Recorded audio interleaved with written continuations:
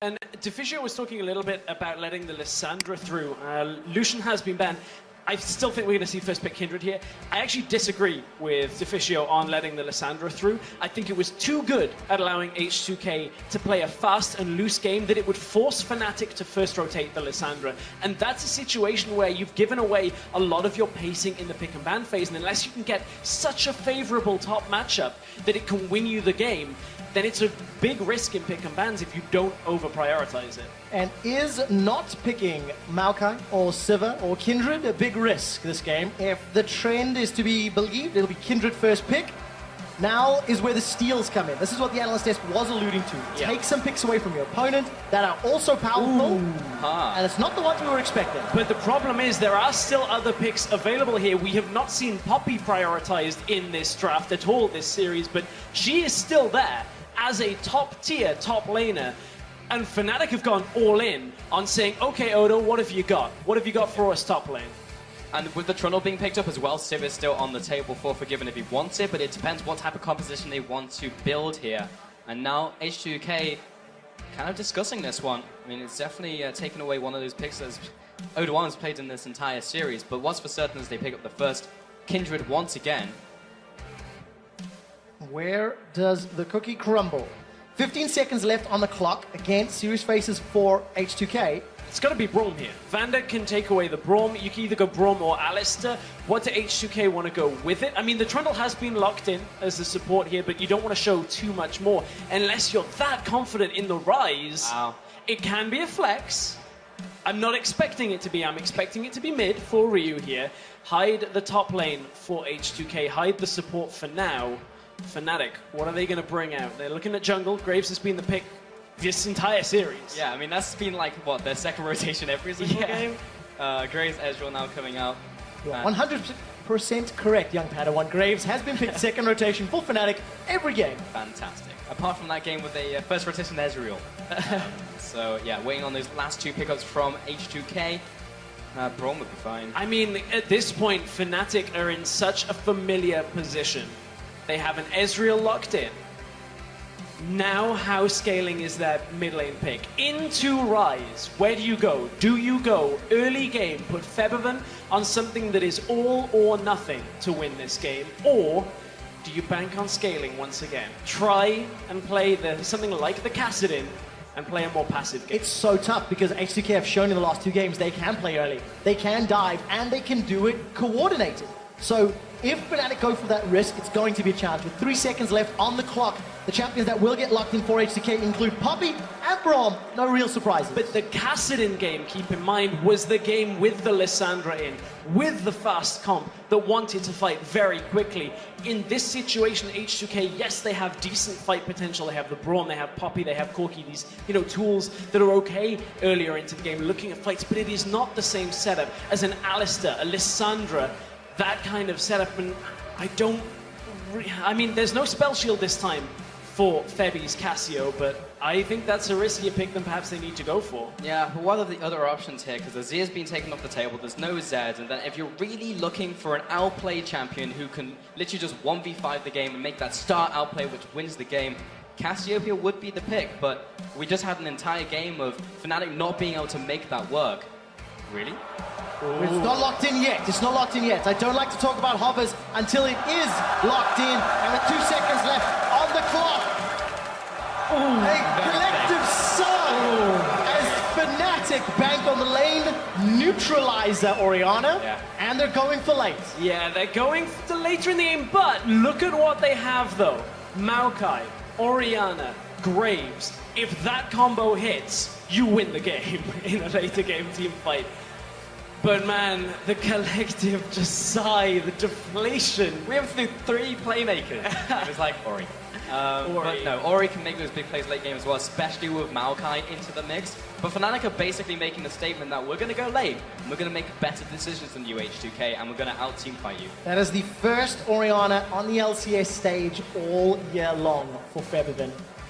And we need to see how well he's going to perform with this champion. The Wombo combo, if you get a good ball delivery system with that Graves or that Maokai, it can be game-changing. But I think it's going to be challenging into Braum, into Poppy, into Rise. It's hard. It's really hard. But from H2K's perspective as well, I mean, it's harder to get into those fights. They don't have the instant point-and-click CC. There's no Lissandra, there's no Maokai now. For the last time of the spring split, Prolly and Daylor have shaken hands. That is it for them. It is in their players' hands now. Their fate rests with the teams. It really does, and we'll find out where the momentum lies. This is for 50 championship points, for third place in the spring split. And once this game concludes, North America will take off with Team Liquid versus Immortal. So hello to anyone in NA, in Mandalay Bay that's busy watching. But now, it's Europe's turn. It's Game 5, and it's H2K taking on Fnatic. And for the final time today, make sure you hit us up on Twitter, hashtag H2K win, hashtag FNC win. See where your heart lies. I think I already know the answer. I know where the audience heart lies in this one. In the heart of the cards. Bevin and Ryu set themselves up in the mid lane. Crowd seems a little torn between you and NA from what I can hear. Regardless of that fact, no deep wards, all right? No vision being placed by either squad. Fnatic have been the ones that I feel have initiated those deep pushes more than H2K throughout the series. And we'll find out whether or not we're going to have lane swap. And to revisit the very first set of games from today, the very first game where we were talking about Fnatic will benefit in the lane swap, H2K should benefit in standard lanes for the 2 versus 2. We haven't seen the same impact from that we saw in game 1 of the day. It seems like Reckless and Cly started to play a little bit better around that in the games that we saw with the 2v2, but still it is that strength for H2K. And also important to note that it was Trundle in both of those games, that yes, Cly fell behind early on. However, as the match played on, he had pretty good pillar placements, applied pressure multiple times, and successfully ganked Ryu in that middle lane, back-to-back games. I also like this play.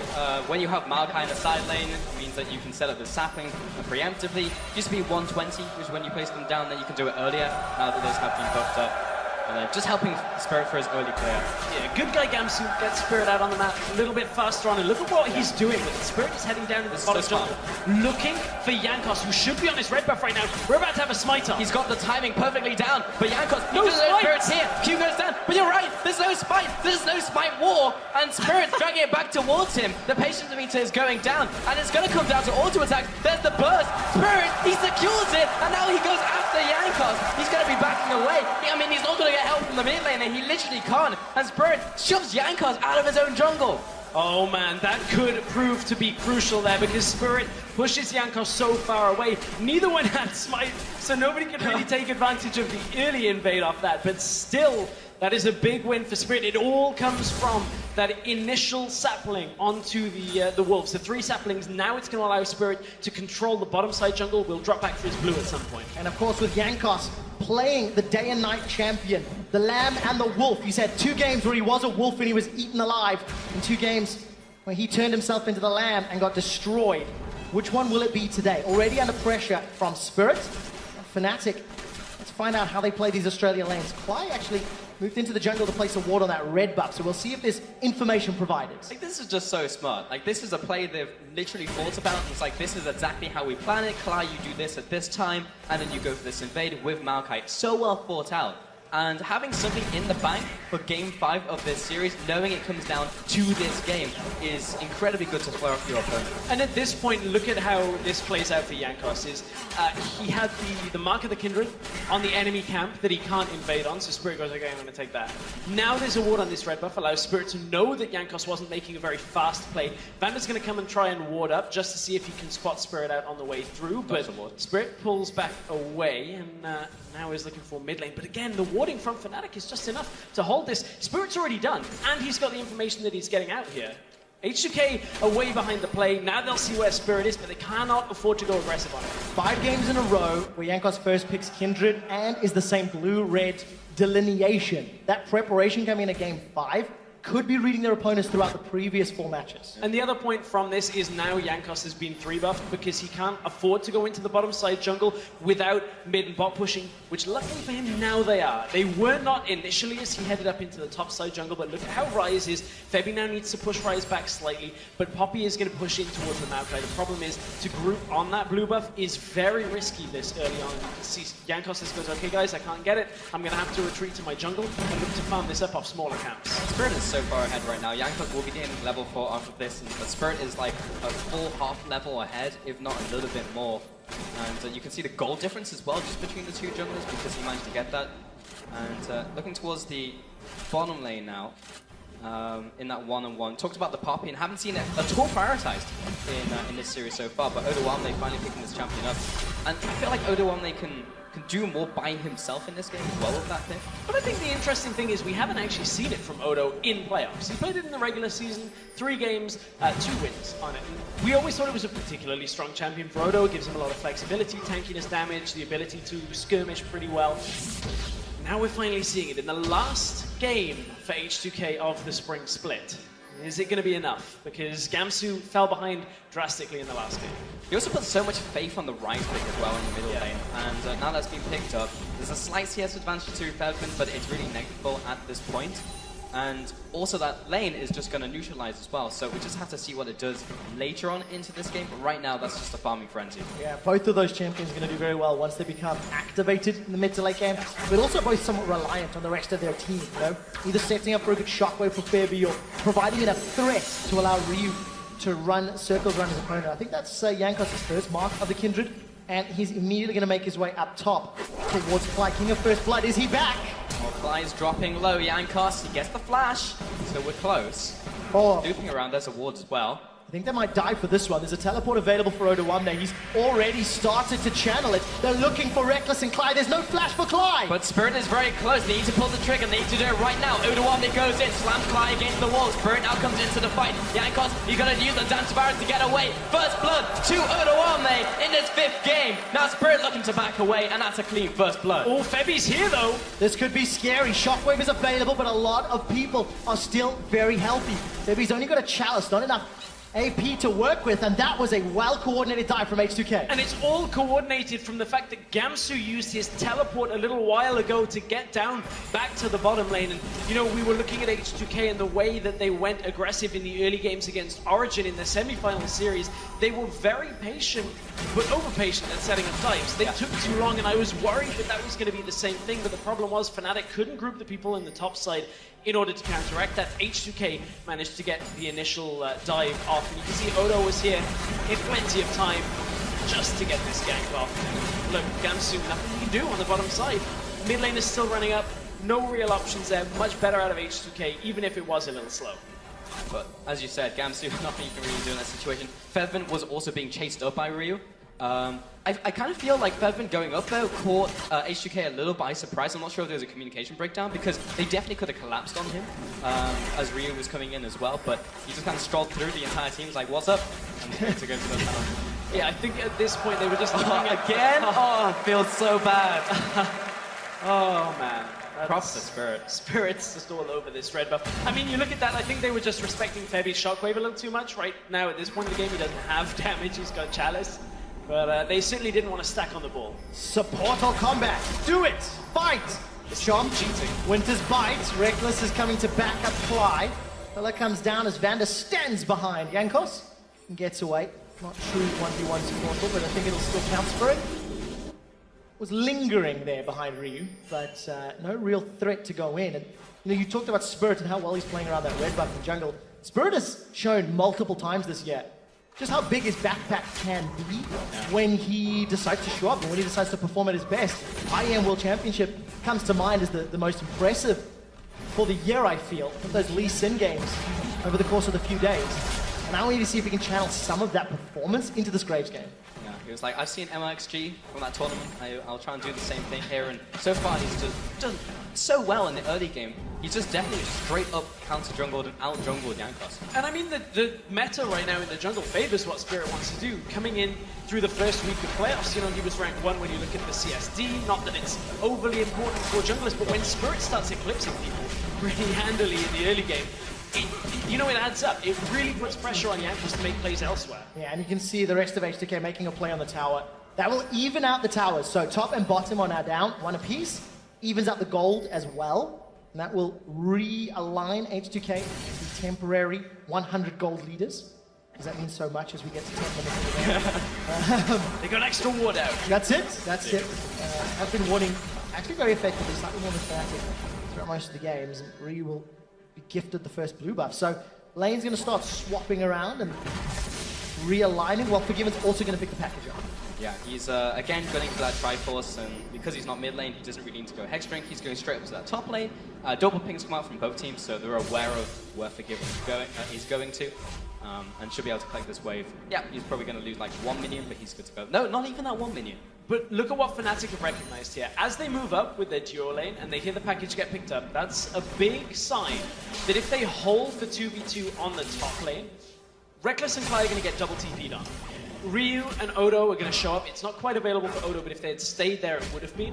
In the long lane, no tower available. That's how you lose the early game. It's by pushing too far aggressive away from towers, and 2 TPs pop up, you die, and that's it. Because there's no one to help you. You've only got one on your team, and Gamsu's not going to be enough.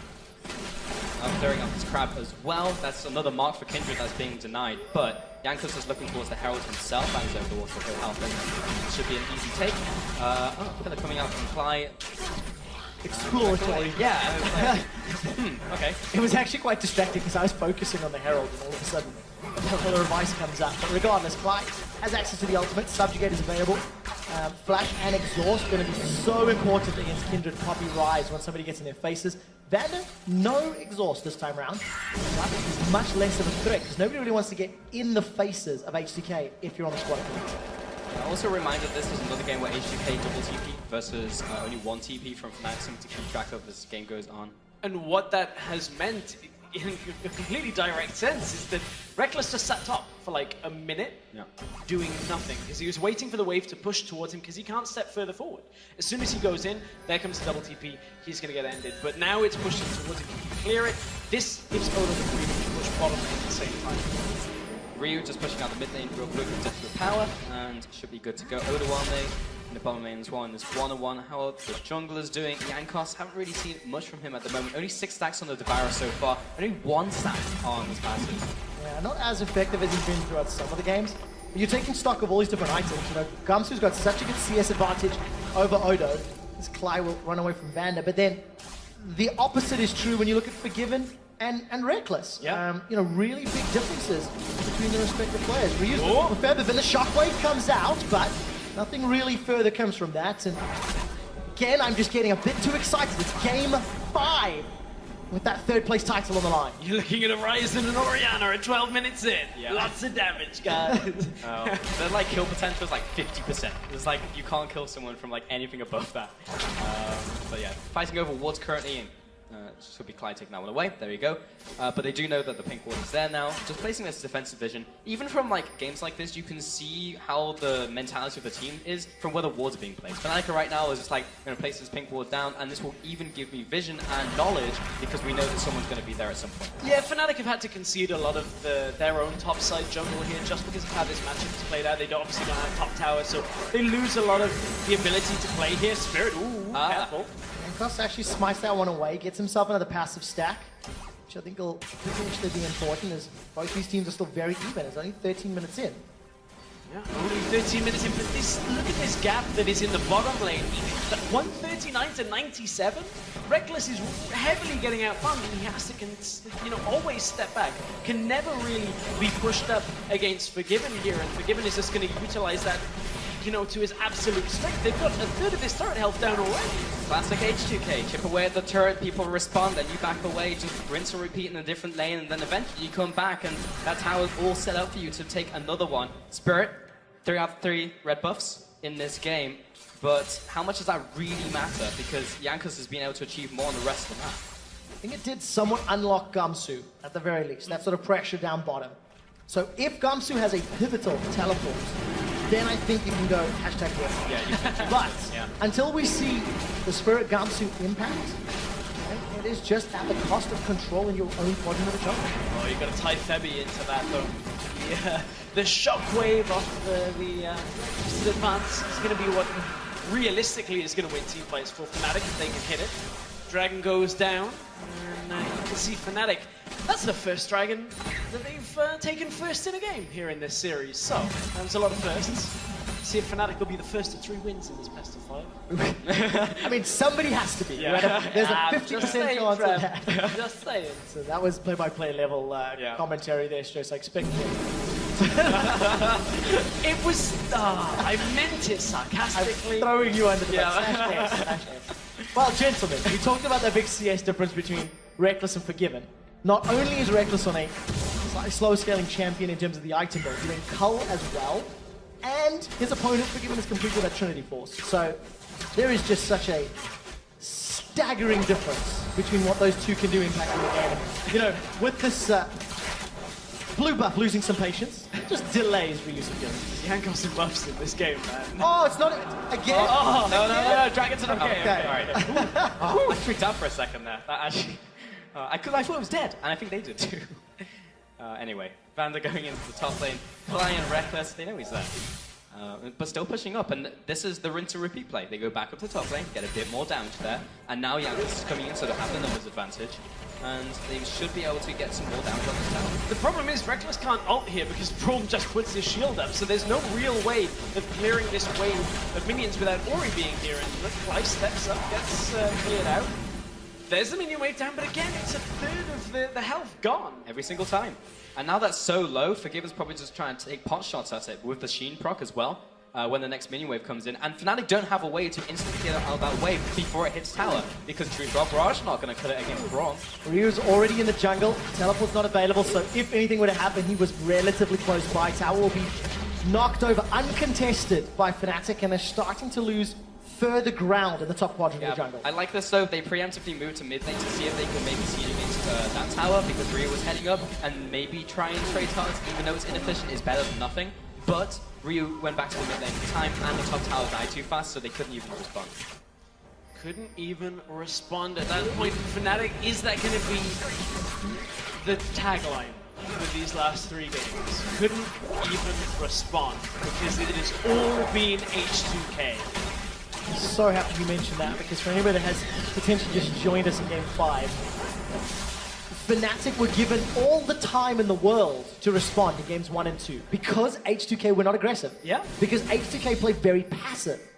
Then they made a play, it was the wrong one, and Fnatic were victorious. We'll expand on that thought in a second. Spirit's not Ryu! He turns the corner and does not want to find a rise behind it. Tries to jump over the wall, collateral damage. Luckily, Devin is there in time to save him, and Ryu will be backing off. At this point, though, he is still fairly squishy when it comes to a trade against the Graves like that in enclosed areas. If you take that end of the line, you are going to get chunked through. And Ryu, as you said, knew that Febby was coming across, knew the shield, knew the potential for the turnaround was there for Fnatic, but they've managed to zone back Odo from this top side. Now Fnatic wants to push top tower themselves. Clearing away this pink ward, and Odoami, there's nothing you can do, he just has to back off here. But look at this, they're trading it for the bottom side as well. Fnatic are going to lose their tower down on the bottom side to Forgiven. In fact, that tower's already down. Excuse me. No, he didn't just get it. Okay. Yeah, he did. I got Just baited yourself. by my monitor. I turned around and was just like, missed the tower going down. Was secured by Forgiven, equaled out by Fnatic, still down in gold. And just to extend on that storyline, when H2K turned up the heat, when H2K applied pressure to Fnatic, they cracked. Games 3 and 4, and we'll find out if it's going to happen again. Yet another inner turret that H2K arrive at first, and will go down nearly uncontested by Fnatic. I mean, that True Shot Barrage really didn't do anything. 2,000 gold ahead, H2K. Okay, so taking a look at some of the previous games in recap in this general series, I'm not hold that thought for a second. Like, maybe finds Jankos, but I think he's good to go. Because H2K have had these games where they haven't been able to team fight. That's been like a mainstay of one of their problems. Fnatic exploits that in the first 2 games. Then they started picking really good team fighting champions, and they were able to fight back because Fnatic literally couldn't fight them. But now in Game 5, it's not as simple as just Maokai going in and starting a fight up. So that's something that Fnatic could exploit. But then on the other side, H2K have just been playing the H2K game and taking all of these towers. So there's so much back and forth that makes this literally go either way. Yeah, that is certainly the case. A couple of you might be wondering, like, hey, that two-shot barrage didn't do too much in that bottom lane. So the interaction between Braum's shield is if the projectile even clips the corner of the shield, it will get destroyed. So that's why it looked like it kind of missed, but he actually caught it despite jumping to the side. So again, it's just such an easy tool for Bandit to just go, nope, nope, not going to let you wave clear up on this. Yeah, definitely the case, and it worked out in favor of H2K. Approaching 20 minutes, 1 kill to 0, 4 towers to 2. And despite the fact that Fnatic have a dragon, it is H2K that are in the lead and dictating the game. Now, in the first two, or the very first game, when H2K pulled off that double teleport, that's what turned it around for Fnatic. A good team fight, and they've got champions that want to really be involved in team fights. So let's see how H2K played out. 20 seconds to Dragon, 5 seconds to Baron's available. It's a bit early for that one, but it is around the next 5 to 10 that we're going to see these teams focus. But you've got to look at Fnatic's comp is, yes, they can team fight very well, but once their team fighting tools are down, once the shockwave is down, the collateral damage is down, H2K have a lot more consistent damage with this Rise, with this Corki, so it certainly depends on how the beginning of the fight goes. Also, you've got to key into the fact there is a Kindred here, so even if that wombo combo lands, if it doesn't kill Jankos, he's going to keep everybody else alive. Yeah. What doesn't kill Jankos will make him stronger, but not quite, he's not Olaf. Jankos going for Dragon now, and this will be the first one of the game. We've actually not really been getting long games in this series, but Reckless is going to be leading on charge, I'm not sure about that one, but now the rest of the squad is here. This is dropping very low for Fnatic. It's stolen! Again! Unreal! TP! Comes the TP! They're actually going to go in for this fight! Let's find out what they can do. The package has already been used. True Shot Barrage flies across all of H2K, but there's just not enough damage. H2K are tearing through Fnatic's front line. 2 members of them down already. H2K only losing Jankos. H2K are looking for the tower. Now trying to seize this one in. They've got the caster minions there. This should be going down. There's nothing that Fnatic can do about this one. Fnatic at this point are going to try and just stand there, but again, the shield is too strong from Braum. We're seeing Vander's Braum performances just completely shut down Fnatic, but in that fight, what slowed Fnatic's aggression there was Febby dying early, and they need him if they want to have any hope in team fighting. TP comes in from the back, but look at the damage that went down on Febby. Got caught by everything, and the Braum ult was just the icing on the cake. It didn't matter that Jankos died in this team fight because H2K have enough to keep going forward and continue to take out Fnatic. Really good, clear communication in terms of the targeting. Every single member of H2K just dogpile on Febby and didn't give him a chance to breathe. That was something that H2K could not do throughout most of the series. They extend that lead to now 3,000 gold. It's also really impressive because they all collapsed the instant Odawane came in with that TP. It's like, heroic charge is everything. And if they can repeat that, they'll be in really good shape, because if a good shockwave gets off by Featherman and the dream happens with their wombo combo, then H2K could really suffer in these fights, but so far they've had really nice setups. Well, I mean, Fnatic are banking everything on these shockwaves going off, because Febby, as his second item, has gone the rabbit, so it's just like, just give me AP, guys. Just, I need to win these fights. I don't care about staying alive. Just give me the shockwave. Give me what I need to be able to do to shield, to use that dissonance, the damage, everything that he wants, that extra AP, rather than keeping himself alive. Yeah, the strength of that shield in conjunction with the strength of the armor and MR for True Grit for Graves, plus the damage reduction from Maokai. There's actually a lot of hidden tankiness that will come from the Fnatic squad, even disregarding the Trundle Subjugate. So let's find out if they can get those extended fights. But it's going to be difficult when, yet again, Fnatic are playing responsive and reactive, and there's a Sated Devourer in Jankos as well. And also, Fnatic are playing on 2 lanes. Fnatic cannot play on 3. Whereas H2K, on the other hand, they've got Ryu with the teleport. Oda doesn't have his available yet, but he was pushing up in the top side. It's enough to drag Gamsu up there in a moment or two, and Gamsu's no TP. So it means that H2K always have this option to look for and engage whenever Fnatic don't have Gamsu's TP available. Odawane was looking for potential flag opportunity. He is off to the side, but he doesn't have the flash either. In fact, there's not a lot of simmons up in this game. Only Gamsu has his flash right now. Oh, Forgiven as well, because we've had so many big skirmishes. H2K. H2K. I got your pulse. Yeah. Gamsu as well in the bottom lane. Still 7 out of 10 is not bad. Carrying out this one. And 2 tank items. again, in the situation where Odowane was, where he's just this big wall of health that is very difficult to get through, but his backline is fairly squishy, and we've seen it in those last fights. Because, yes, you have those hidden tankiness stats, but Graves has to stack up in the fight. Yeah, he does, and there's a lot of stacking just in this entire series. You look at how both teams have had later game components to themselves. No tier on the side of Fnatic's mid laner this time around, but, you know, Reckless has had one, Ryu has had one, just this later game focus. Fnatic have let it slip in the last 2 games. Yeah, they really have, and it's been H2K that found a gear that they've not found in a while. So, very impressive play. 25 minutes up. Fnatic still only sitting on 2 towers. The mid outer turret is still being defended fervently by Ryu. And H2K starting to set up the Baron plays. And here it is again. Gamsu has to clear out bottom lane. It's only a small wave, but he has to go down there. Reckless goes up to the top lane to push it out. And that means H2K have the freedom to at least clear and decide whether they want to start this Baron or not. They're going to pull back, because they can't really effectively do this. Jankos clears out the ward, Fnatic start to group, but again, the option is there. But is Spirit inside Jankos' head now? Because there's been so many smite battles in this game, all we've really seen in the entire series, and Spirit's generally been getting the better of them. I think one went the way of Jankos, one stack of Raptors, and everything else gone the way of Fnatic. Even that Dragon a little while back. So the carries are trying to clear out that thing because you might aggro Baron. It's going to turn on the side. A Yeah. lot of damage onto Clyde by Ryu. Getting through that mana pool, but it really matters because Ryu is still defending that tower. 25 minutes in. And this arms race just continues to grow. More tanks for the Tonks up top, more damage for your AD carries, and I think very important for Reckless. He's got that frozen fist. He's working towards the Blade of the Ring King as well. Yeah, he is. I'm interested though in Ply's performance in this game, because last game really Gamsu and Ply were the weak points for Fnatic. And in this game, Gamsu is yet to die.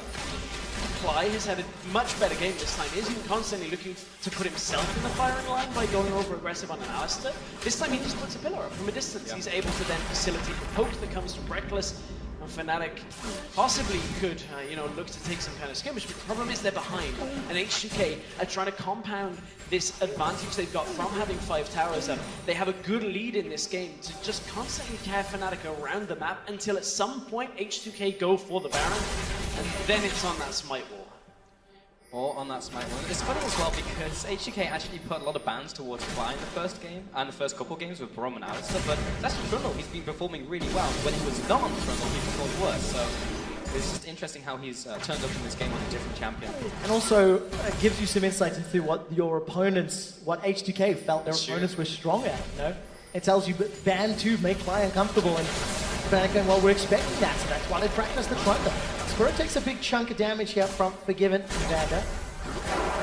Nothing really comes of it. Dragon is live. The last time there was a fight and it was stolen by Fnatic. There's no one around from Fnatic to challenge this time out. The tension is building, but it's not going to be the catalyst, or at least this Dragon is going to be the catalyst for a fight right here. Because Fnatic, there's no real chance of H2K getting 5 Dragons in this one, so they can just let one go. Or they could also find Clyde as well, as he's just trying to ward. So they get the flash, which is big. Very important, because that's the second time Ryu's had a little bit of time to chunk down Clyde. Clyde being too far forward, Clyde being out of position. And Ryu a little early on starting to drag further attention to Spirit. That's a flash away. Spirit's used the collateral damage, and he's flashed over the wall. It was flash for flash, but no ultimate for Spirit either. Now H2K all back away back into the mid lane. Everyone goes back to what they were doing. Just trying to find these small picks, but that's what it's going to open up now. But what this means is if Spirit has to contend to smite down in a smite war, it is a one-way trip for him now. He does not have his flash available to come back out of the pit, so if H2K are in a situation where they start the Baron and have full control over it, Spirit is giving his life regardless of what happens. So has to keep that in mind. Jankos will be fine. He has that mobility with the Q if he's in that aggressive position on the Baron. And you can just feel the importance of this game. It's game 5. 3 and 4 was so dramatic. There was loads of skirmishes all game long. These champions have barely touched one of us for the last 10 minutes because so much rests on one team fight, one big objective, or more importantly, one mistake. Hey, we've seen a game end in 25 minutes, and now we're already past that point. So yeah, one single team fight could just end it, and these teams are rightfully cautious because we're in the 5th game. All comes down to this. There's no safety net anymore for Fnatic, and that's the way they were playing, I feel, in game 3 and 4. They were like, well, we just need to win one, and even if they win, we're still not out of it. But they are gonna lose the series if they lose this one, so you can just feel it as you do. Yeah, there is a lot of tension in here. A couple of members of Fnatic support trying to just build throughout the crowd here. I hope you're picking that up on the mics, but it is fairly subdued compared to how games 1 and 2 was. H2K, though, they want to start this Baron off. This is what we were talking about. Potentially the Smite fight to take full control of this. No, it's too... Yeah, look, Odo was down bottom. He has teleport available. There was no vision on Gamsu. And he was running towards the fountain, trying to get those home guard buffs. He's got a lot of tankiness in that Maokai. The front line for Fnatic is strong. But they have to get rid of Ryu, Forgiven, or Jankos quickly to win a team fight. Shockwave is bounced away from. Forgiven is completely aware that he had the timing and he makes it out. There's going to be a turnaround. Odo, he's teleporting in. Fnatic might be caught. Glacial Fisher comes out. Ryu, he's going to jump in, and they're trying to get a range, but they just can't quite make it happen. Fnatic a little too far back. Oh, far too far back, and Fnatic just, you know, looking for a counter engage, but they haven't got that shockwave. I think they were taking the break a little too early as that sombrero came out on the shockwave, but Clyde now forced to back away. Is this an H2K teleport from games 1 and 2? This is what we will find out. Ryu has access to his TP, Gamsu does as well. They're locked down. Spirit against the wall. Odo's got 4 members of Fnatic in front of him. The Glacial Fisher's already been used, and Fnatic are trying to peel away. Jankos is in from the side. Collateral damage and the re-engage. But Gamsu's gone in. Ryu is jumping. Oh! They've got the kill! Ryu is down! Fnatic are looking for more. They've turned their attention onto Odo Ande as the Blade of the Rune King comes out. That's slowing Odo. One more mystic shot. It's a kill. Reckless has taken him down. Gamsu is so beefy. Lambda Spike will buy time, and it throws Jankos to the borders. Featherton picks up the kill, and H2K get aced. 5 and 0. Look at the death timers. 40 seconds, and they're pushing in. This is a repeat of game 2. Fnatic are looking for the inhibitor, and the crowd has exploded here in Rotterdam. Back to the game from Fnatic, and they are taking this inhibitor. They really are. There's 30 seconds left. Is this Fnatic are looking for the Nexus. They're onto a Nexus turret. The crowd is on their feet and losing it. No way is this happening. The Nexus turrets are going down, and Fnatic, as they take down this Nexus, they are in sole possession of third place. 50 points on the road to World. Fnatic, congratulations.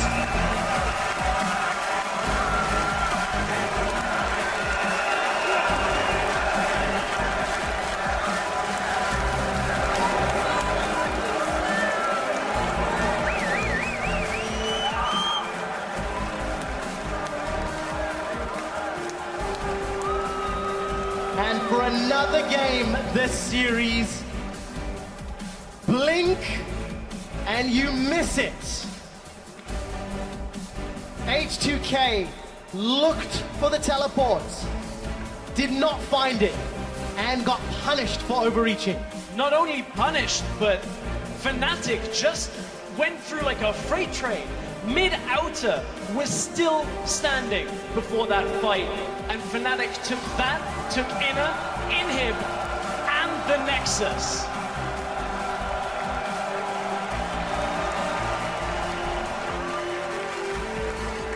The faces on Fnatic ecstatic, and rightfully so. What a way to end that series.